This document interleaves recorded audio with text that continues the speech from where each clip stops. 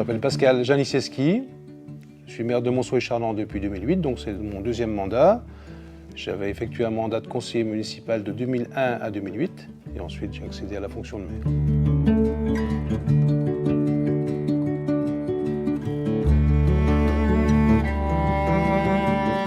Mon charmant village de Monceau est situé à 512 mètres d'altitude en moyenne.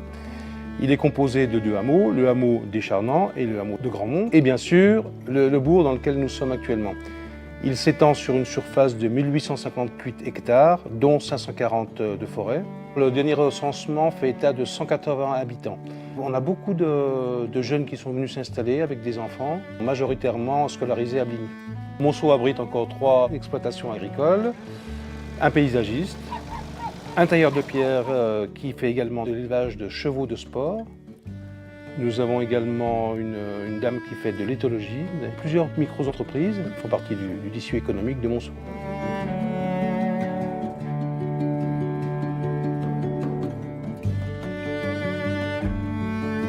À les ressources du village, à côté de toutes les taxes communales, impôts fonciers, impôts locaux, DGF, dotation d'État, etc., nous avons 6 logements communaux destinés à la location. Nous avons la location de la chasse, les affouages et la vente de bois, ce qui est loin d'être négligeable en fonction des années.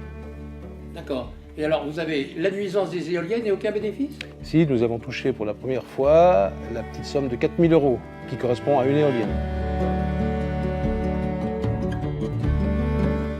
Les motivations, c'est un peu une opportunité qui s'est présentée à moi. L'ancien maire m'a demandé de rejoindre sa liste en 2001, donc j'ai fait un premier mandat.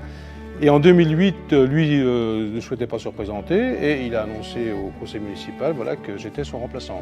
Donc au départ, je n'avais aucune idée, c'est vraiment fait naturellement, j'ai saisi une opportunité. J'avoue que ça me plaît, je me suis même fait élire à la vice-présidence de la nouvelle communauté de communes. La fusion de Bligny-sur-Ouche et de Pouillon-l'Auxois est à mon avis une grande réussite. Sans fausse flatterie, le président Courteau, aidé de tous les services administratifs et de l'exécutif, a vraiment mené la fusion à bien. Je pense que c'est maintenant qu'on pourra commencer à proposer de réels projets.